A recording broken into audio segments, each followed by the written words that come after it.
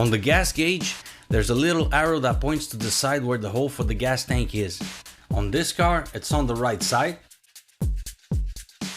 On this one, it's on the left. And on this one, it's on the left too.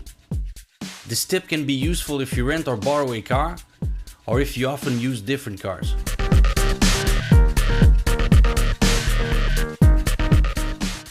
If, when exiting a back street or a narrow street, you have to cross a sidewalk and you don't see to the sides because of the building walls, look for reflections in the doors of the parked cars, if there are any, to see if there's somebody coming on the sidewalk. To what side do I have to turn the steering wheel when backing up?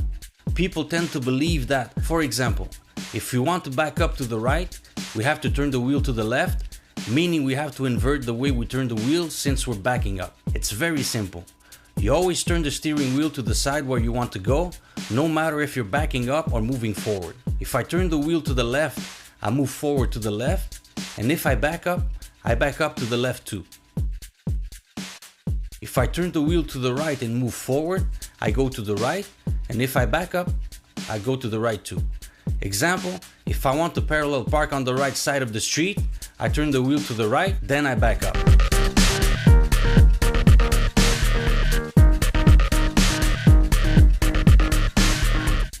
Another tip related to the steering wheel, especially when doing 90 degrees parkings, is how to know if the wheels are straight. For the wheels to be straight, the steering wheel also has to be straight. But there are 3 positions where the steering wheel can be straight. Wheels straight, 1 turn to the left, and 1 turn to the right. So, to know if the wheels are straight, we straighten the steering wheel no matter what its actual position is, and we move forward a bit.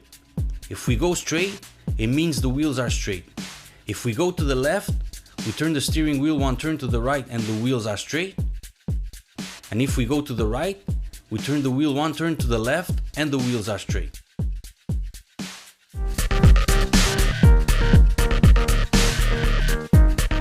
Talking about 90-degree parking, here's a very common mistake. When you're exiting a parking by backing up between 2 cars, don't turn the steering wheel right away. If you do, you'll hit one of the cars, depending on what side you turn your steering wheel.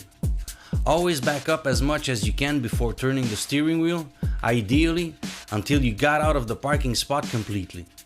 The closer the cars on the sides, the more you have to back up before turning the wheel.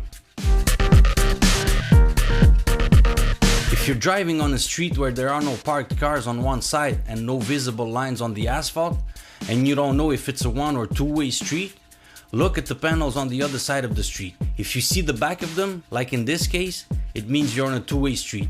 If you see the front of them, you're on a 1-way street.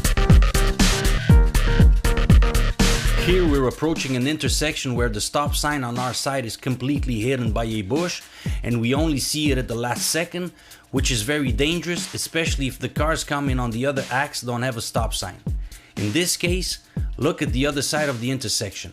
If we see the back of a stop sign, it means that we also have a stop on our side. Same thing here with the truck blocking the stop on the right side.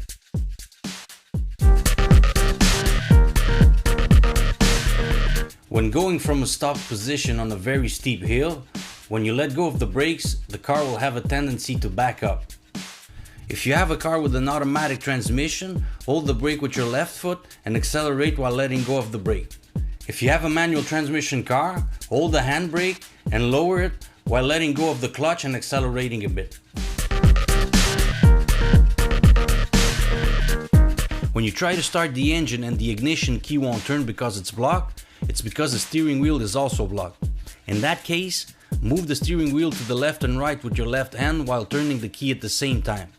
Most of the time, the steering wheel is blocked because we tend to lean on it while exiting the car.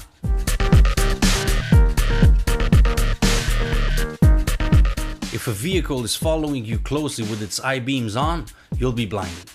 By pulling the small lever underneath your central rear view mirror, you'll still see what's going on but won't be blinded anymore. I hope you liked this video. Thanks for watching.